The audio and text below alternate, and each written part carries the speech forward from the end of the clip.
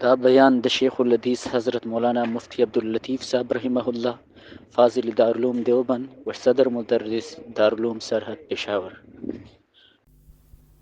أعوذ بالله من الشيطان الرجيم. بسم الله الرحمن الرحيم. بعد راضی خپکیږي به چې ګای دي د قرآن متعلق څه وړي وایي، ګای ستا د ذات مقدس متعلق کله وایي شاعر دی عیاذ بالله، کله وایي لیونی دی. نو ای حضرت مه خفه کېږه،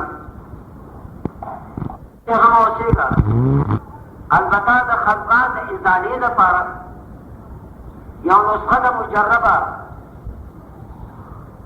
چې هغه الله رب العالمین فرمایي مخاطب سردار دو عالم دی، د ټول امت لپاره هغه نسخه ده.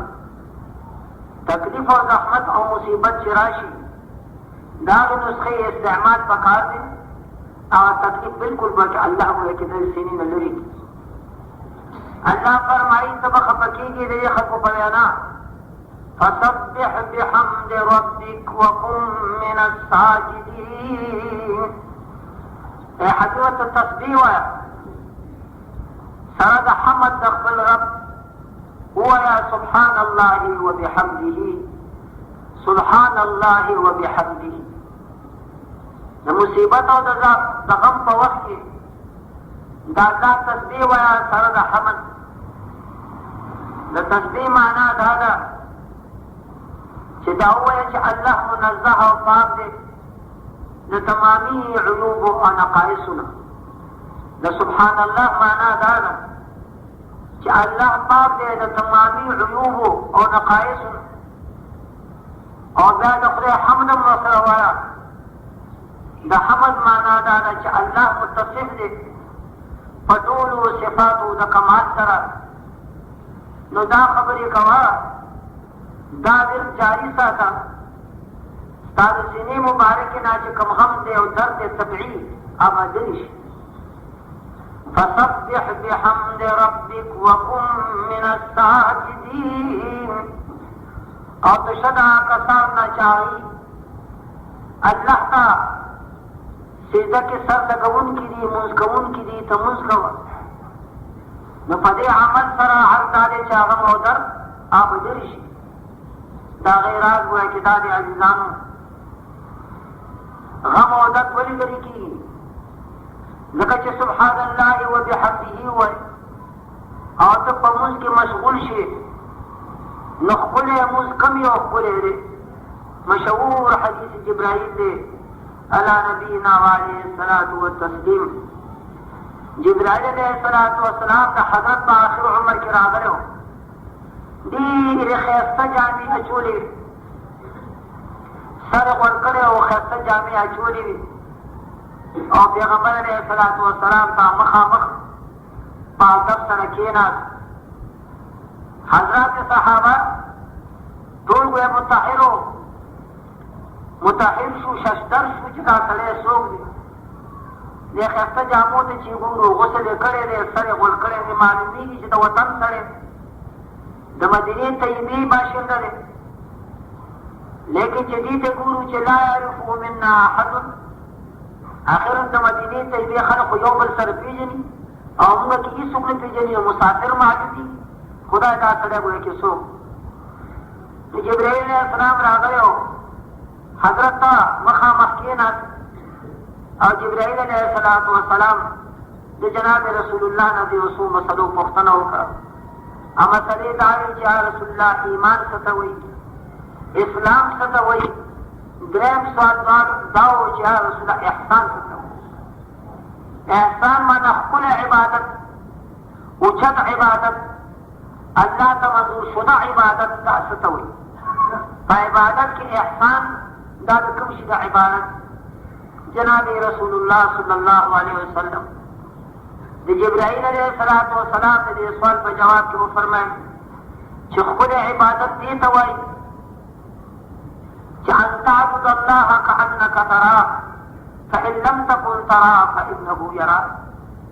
ښکلی عبادت، نفیس عبادت دې ته وایي چې ته د الله عبادت کې په دې رنګ چې ګوره لکه چې ته خدای ګورې مونځ ته ولاړې او مونځ کوې نو ښکلی مونځ دا دی چې ته د الله عبادت کې داسې لکه چې ته الله ته ګورې او که دا درجه ډېره ګرانه وي فإن لم تكن ترى فإنه يراك او که دا ګرانه کم از کم چې دا ستا عقیده وي دا د یقین وي چې زه د الله عبادت کوم الله خو ما ګوري د سړي چې دا یقین وي چې الله ما ګوري نو د ده نه به په عباداتو کې بیا کمی واقع شي د ده نه به عبادت لکه څرنګه چې حق وي هغسې به ادا نه شي ضرور ډېر ښکلی عبادت به ادا کړي دا یا حبیبه چې تکلیف راغی غم او طبعي درد وایه کې راغی سبحان الله وبحمده وایه او ته په مونځ کې ورنوځه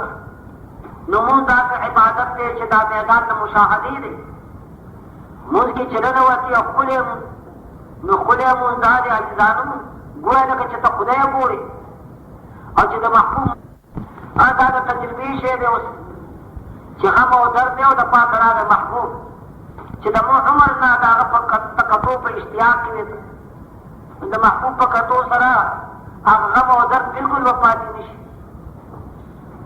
تفسیر حسیني سل دورې ووهه جلادان ووایه کې واهه یو حاضرې په دورو یې واهه یو کم سل دورې ووهه ولې دې سړي و ویښ ونه کړو یو کم سل دورې ووهه دغه وایه کې ویښ ونه کړه فریاد یې ونه چغې ونه والې وای خدایه مړې کړه ما هېڅ ونه او چې په سلمه دوره یې وهلو چې بیا ډېرې زیاتې چغې والې سړی ما ورته ویل بې همته یو کم سل دورې والې او تا چغې نه والې یو کم سل دورې او یو دوره اخرنی چې والې نو هغې ته دې چغې کړې اخر دا هغه په دیدار مشرف عمر د دغې وهلو د درد او د عالم نه خبر نو او دا سلمه دوره چې کېدل نو هغه رانه پناه شو چې پناه شو نو د درد وایي کې احساس ماته وشو ای حبیبه دا غمونه او دردونه دا په پدې سره ځایېږي چې د الله په عبادت کې مشغول شه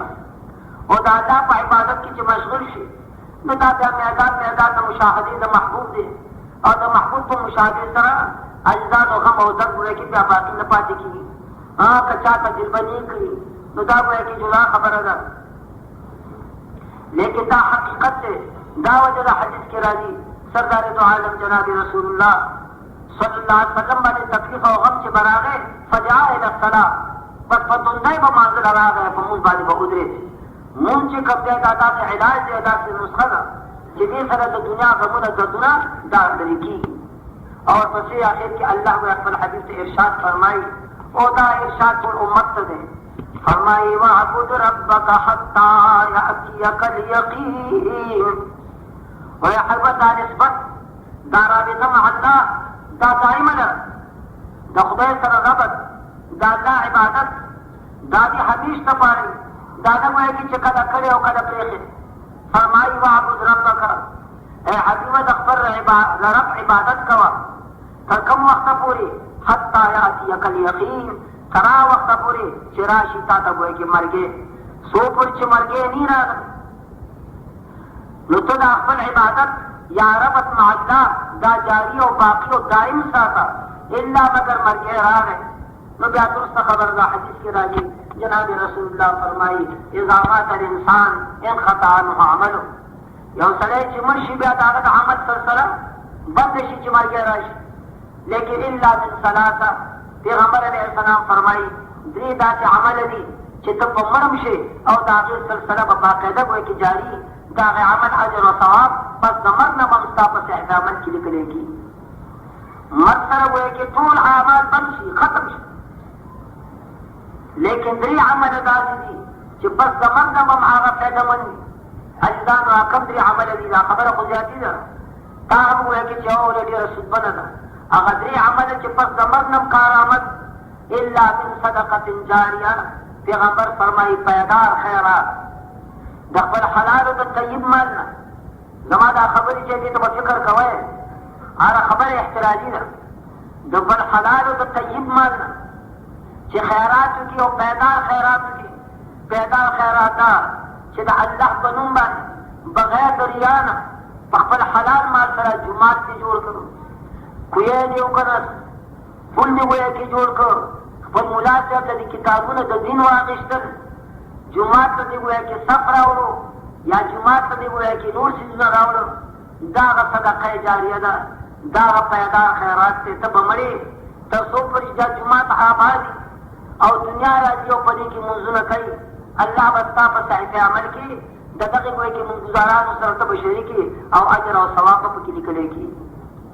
دا یو پایدار عمل دی، صدقه جاریه. او صدقه جاریه ګویا کې وپېژنئ، حلال مال سره داسې عمل چې پس د مرګ نه باقي وي، د هغې څه ظاهر ما تاسو په مخکې بیان. او بل هغه عمل چې پس د مرګ نه به باقي وي، هغه کوم عمل علم ينتفع به، د دین علم چې خلکو ته دې رسولی وي، هغه به بیا بل ته رسولی، هغه به بل ته چې مړ شي او دنیا آباده وي او ستا په مسلو باندې عمل کېږي، ته هم په اجر کې ورسره شریک. او درېیم هغه پایدار شي، جناب رسول الله فرمایي او ولد صالح يدعو له، نیک اولاد چې پس د والدینو د مرګ نه خپل والدین ته دعا کوي، ته به مړې هغه دعا ستا په حق به مستجاب وي. خبره مې څه پورې کوله، مانه خبره ګویا چې هېره شوه. خبره دې پورې وه چې تاسو د الله عبادت کوئ حتی یاتیک الیقین، حتی ګویا کې چې راشي تا ته یقین. یقین نه مراد چې کوم دی مرګی دی، د مرګي نه مخکې د الله عبادت جاري او دائم ساته. چې مرګی راغی دا عبادات ګویا کې ختم دي، بیا عبادات نه کېږي.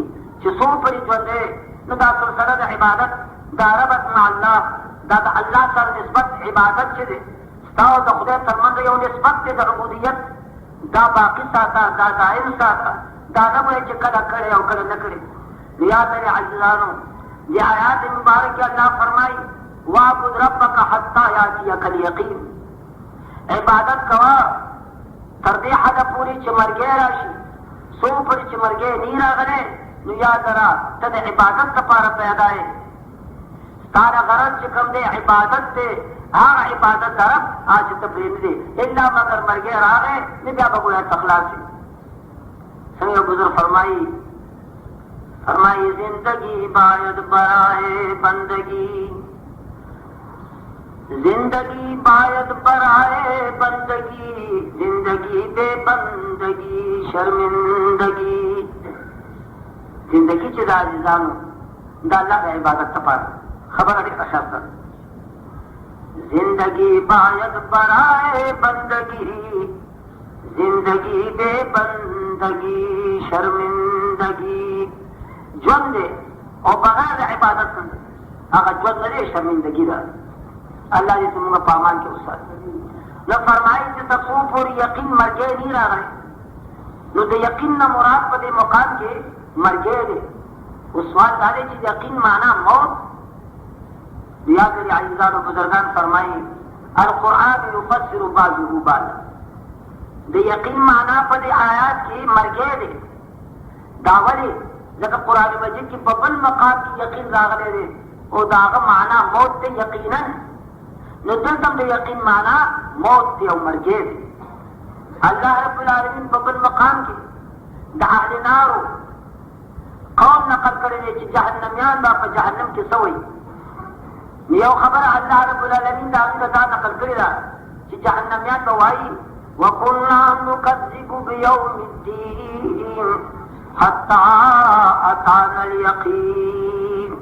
کفار په جهنم کې وایي چې موږ خو د قیامت ته انکار کوو، تر هغه وخته پورې مې انکار کوو چې مرګی ګویا کې د پاسه اتانا الیقین. هلته یقین معنا موت ته بله معنا نه جوړي. نو معلومیږي چې یقین دا ګویا کې په موت کې مستعمل، بلکې بعض اهل لغت فرمایي چې یقین یو نامه ده ګویا د مرګي. موت مرګي ته لکه چې موت ویلی کېږي، دارنګې مرګي ته یقین هم ویلی کېږي. او دا یې ولې نامه ده؟ ډېر عزیزانو که تاسې فکر وکړئ په دنیا کې به هېڅ یو شی د مرګي نه به یقیني ونه ګورئ. هر شی ګویا کې شک پکې کېدی شي. مرګي دومره زبردست شی دی چې د شک او د تردد نه بالاتر دی. کوم یو سړی به داسې چې د هغه په مرګي کې به شک چې مرګی شته او که نشته. د عالم اتفاق دی په دې باندې چې مرګ شته یقیني دی، د دې وجه نه د مرګ نامه یقین کېښودی شي. متنبي فرمایي تخالف الناس حتى لا اتفاق لهم. دا یو شاعر دی، دا هغه د نبوت کړی وه خو وروسته مسلمان شوی، د هغه دیوان دی او درس نظامي کې داخل دی. طالبان یې وایي باقاعده پای کې امتحان وکوي نو د هغې فعل چې دی ټول کتابونه بیا فعل متصوري، ځکه موږ وایو چې هغه د عربي نه وځي. هلکه د متنبي په خبرو چې نه پوهېږي ګویا کې په نور عالم ته څه پوه شي. یا ډېر اهمیت دی درس نظامي کې دې کتاب. او کلها ته د داسې یو سړي چې دعوی د نبوت کړې وه وروسته بیا تایب دی، توبه ایستلې ده. التائب من الذنب کمن لا ذنب له. د اخلاص سره سړی چې توبه وباسي ونه دعوت د نبوت کړه ډېر زیات لوی جرم دی. متنبي وایي تخالف الناس حتى لا اتفاق لهم الا على شجب والخلف في الشجب. د دنیا خلق په هره مسله کې مختلف، د دنیا خلق په هره مسله کې مختلف، حتی د دوی اتفاق شته دی نه. د ټولو دنیا خلق په یو مسله به متفق ونه ګورئ، په یو مسله باندې متفق دي چې هغه چې مرګ شته او یقیني دی. په دې باندې ټول عالم متفق دی، هغه نه بعد بیا اختلاف. دومره قدر یقیني ده چې مرګ شته، د مرګ نه بعد څه کېږي بیا دنیا مختلفه. نو مرګي ته ځکه خو یقین وایي چې د مرګي غونې یقیني شی بل هېڅ ګویا کې نشته. تاسو وګورئ دې دنیا ته هغه خلک چې پروس کالم کته ګویا کې اوس ګورئ چېرته خلک خو مرګیات یې باندې راغی. د دې وجې نه د یقین معنا دلته موت. عثمان مظعون رضی الله تعالی عنه دا مهاجر ګویا کې صحابي دی او قدیم الاسلام دی، عثمان ابن مظعون زوی سره. او بله ګویا کې د هغه شرف او منقبت چې د سردار دو عالم د جناب رسول الله رضاعي ورور دی. عثمان بن مظعون د پیغمبر علیه الصلاة والسلام رضاعي ورور دی. رضاعي ورور به پېژنئ چې په ټکي سره شریک وي دا دواړه وروڼه شي، او که جناح سره شریکه شوه هغه ستا خور شوه، نکاح ورسره بیا نه کړي. د پیغمبر علیه السلام رضاعي ورور دی او ما عرض وکړو ګویا کې قدیم الاسلام دی او صاحب الهجرتین. یو ځل یې هجرت حبشو ته کړی او بیا یې هجرت وکړو مدینې ته، یې دې تشرف الله. جنګ بدر چې لومړنی جنګ و په هغه کې شریک دی. جنګ بدر نه چې واپس راغی نو ګویا کې وفات شو او بیا دفن اول ګویا کې مړی دی د مهاجرین نه چې دفن شوی دی په بقي مقبره کې. الله دې د مسلمان ګویا کې د بقي د مقبرې دفن ګویا کې نصیب کړي. بقي یو ډېره ښایسته مقبره ده چې ازواج مطهرات د پیغمبر علیه السلام بیبیانې، بنات مبارک، حضرات صحابه او د امت بېشماره فقها او تابعین او محدثین اولیاء په دا مقبره کې ښخ شوي دي او ښخېږي. دې سعادت به زور بازونه کانه بخشد خدای بخشد. او د هغې حاضري مرګ او د هغې دفن دا نصیب غواړي. د بزرګ فرمایي الهی نجنی من كل ضيق، الهی نجنی من كل ضيق بجاه المصطفى مولى الجميع، وهب لي في مدينته قرارا بإيمان ودفن بالبقيع. خدا دا هر مشکل نه نجات راکړي. بجاه المصطفى مولى الجميع، په توفیق او برکت او په مخ د سرکار دو عالم د جناب رسول الله صلی الله علیه وسلم. وهب لي في مدينته قرارا، او خدایا په مدینه طیبه کې مې قرار نصیب کړي، یعنی مرګ مې نصیب کړي چې هلته مړ شم. ولې مرګ مړ کړي بویا نه مرګ بإيمان ودفن بالبقيع، چې مړ شم په ایمان سره او د بقي د مقبرې دفن مې نصیب شي. بقي مقبره بالکل مسجد نبوي سره قریب بلا تفصیل لکه د برهباد چې دا مقبره ده تاسو وایي کې نسبت لري. نو عثمان مظعون رضی الله تعالی عنه د پیغمبر علیه السلام رضاعي ورور دی او مهاجرون کې اول بزرګ دی چې دی وفات شو او په بقي کې وایي چې ښخ شوی اول دی ښخ شوی مهاجرین چې وفات شو. سردار دو عالم وایي چې راغی چې څادر یې پورته کړ، دوی فرمایل عما هو فقد اتاه اليقين. اچھا عثمان دے زمارو تو فقد اتاه اليقين بس دغه عمر گیا راغی مر دے الله پاک دې وایي کې وبخي. ان تعالی چې یقین په معنا ده موت سره. نو قران سوي قران فرمایي واعبد ربك حتى ياتيك اليقين. د خدای عبادت کوا تر وخت پورې چې مرګ راشي. چې مرګ راشي بیا د عبادت سلسله او چې څو پر مرګ نه راغله نو استاد اجر دی د الله د عبادت تخالینی څه عبادت چې پتا مقرر دي هغه دائم او جاری ساتي. یا در یو لحظه لپاره د الله د عبادتونو بغافل کیږي نه ورته ګرځي کې براشي.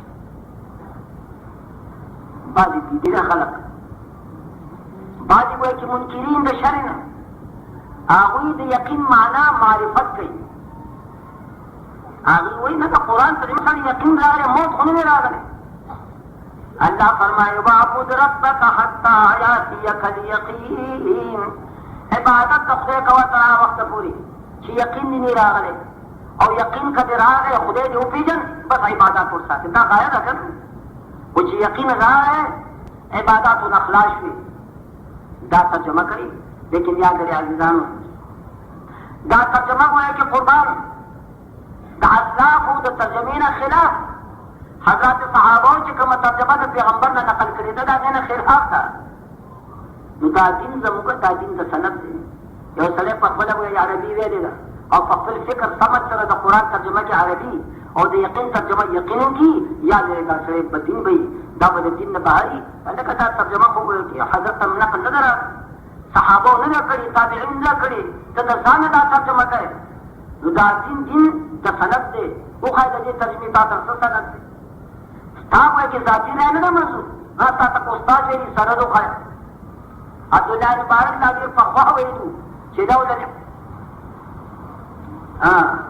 ان هذا العلم دين فانظروا عمن تاخذون دينكم.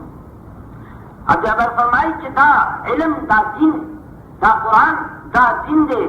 نو دا به تاسو د هغه چا نه اخلئ چې پیژنئ چې مخکې هغه مجاهد دي ګویا چې او دا سلسلې خاوند دي او سند د پیغمبر علیه الصلاة والسلام ته پورې ته رسېدلی او دا سند ورسره دي. نو حق وایي چې دا دی ښه ځان پوه کوي. بعضې خلک لسم دولسمې ویلی دی دارستاني جوړېږي که پرې پوه شي که پوه نه شي وایي چې دی خپل یو رایه سره د قرآن د حدیثو ترجمونکي بھائی یاد لرئ ته مجاز نه چې نه پوهېږي عالم دین نه به پوښتنه کوې دا ستا سمج د دین د پوهې لپاره کافي نه. نو بزرګ فرمایي ليس في الكتب والتفاتر علم ليس في الكتب والتفاتر علم انما العلم في صدور الرجال.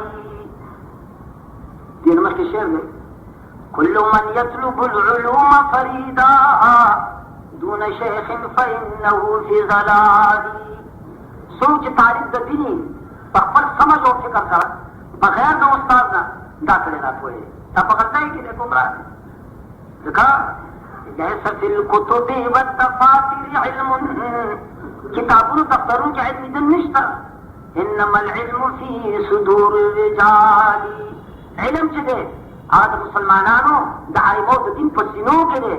هلته به ځې شاګردي به اختیارې دین به ورسره وی سند به حاصلې پس دا غیر به ته مجاز شي په بیان باندې چې بیان کې ستا بیان د مسلمانانو د غوږې دي بینې ته وایې چې مجاز د بیان خبره مې دا کوله چې بعضې بدینه وایي چې یقین نه معنا یقین عبادت تر هغه وخته پورې چې یقین دې راغی عبادت د اخلاص.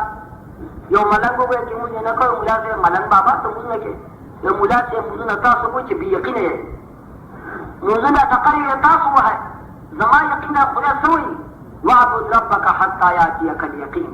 عبادت خو تر هغه وخته پورې دی چې یقین راغلی زما یقین راغلی دی خدای مې پېژندلی دی ما د عبادت ساقط دي او تاسو بې یقینه یې او تاسو دا کار کوئ. دا ترجمه غلطه ده.